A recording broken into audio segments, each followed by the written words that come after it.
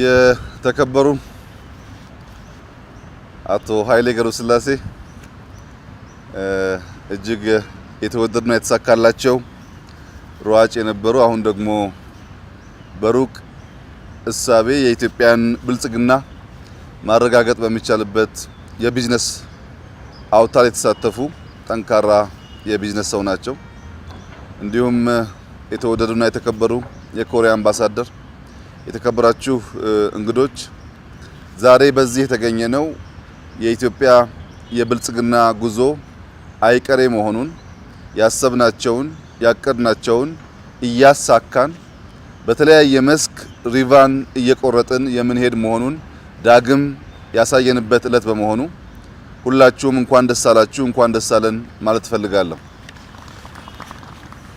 እንግዲህ የዛሬ 1 ዓመት ተኩል ገደማ ነው ኃይሌ የሃዩንዳይ ባለቤትና ሲኦ ኢትዮጵያ ሲመጡ እንዳገኛቸው የጠየቀኝ።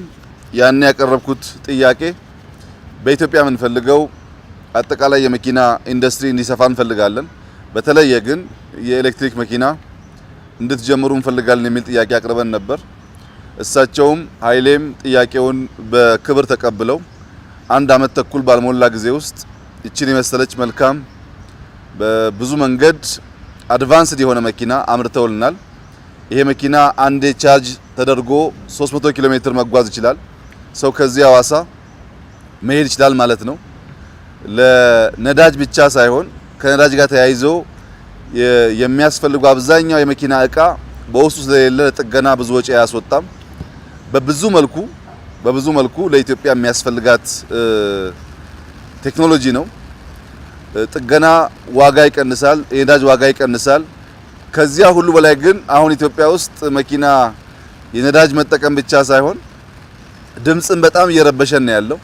ከድምጽም አንፃር የመኪና በጣም ጠቃሚ ነው እና በሁሉም መልኩ ሲታይ ይህ ቴክኖሎጂ ለኢትዮጵያ አስፈላጊ በመሆኑ ኢትዮጵያውያን ይህን መኪና እየገዙ መጠቀም ቢጀምሩ ከውጭ የምናስገባቸው መኪናዎች ባለፈውም እንዳነሳ ነው የመንግስት ትኩረት አዳዲስ መኪና ስለሆነ በውጭ ምንዛሪ የምናስገባው መኪና በሀገር ውስጥ ምንገዛ ከሆነ ለግብአትነት በሚውሉ ማቴሪያል ውጭ ምንዛሪው መጠቀም እንችላለን። እንግዲህ የህዳሴው ጉዳይ እንደሰማነው ነው።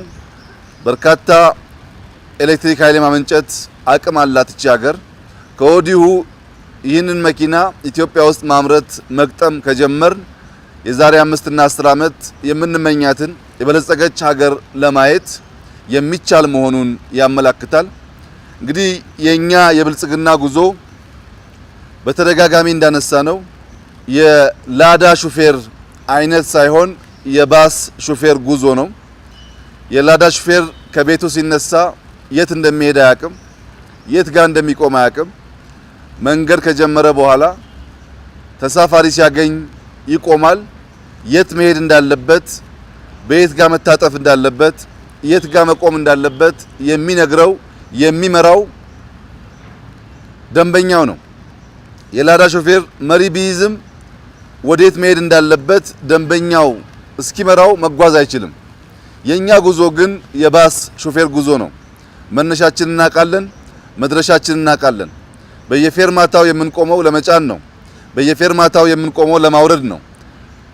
የመጨረሻ መዳረሻችን የት እንደሆነ አስበን አቅደን የምንጓዝ በመሆናችን የግሉ ሴክተር እንዲሁም የመንግስት አካላት በተባበረ ክንድ ከሁላችን የሚጠበቀው የኢትዮጵያን ብልጽግና እውን ማድረግ ነው።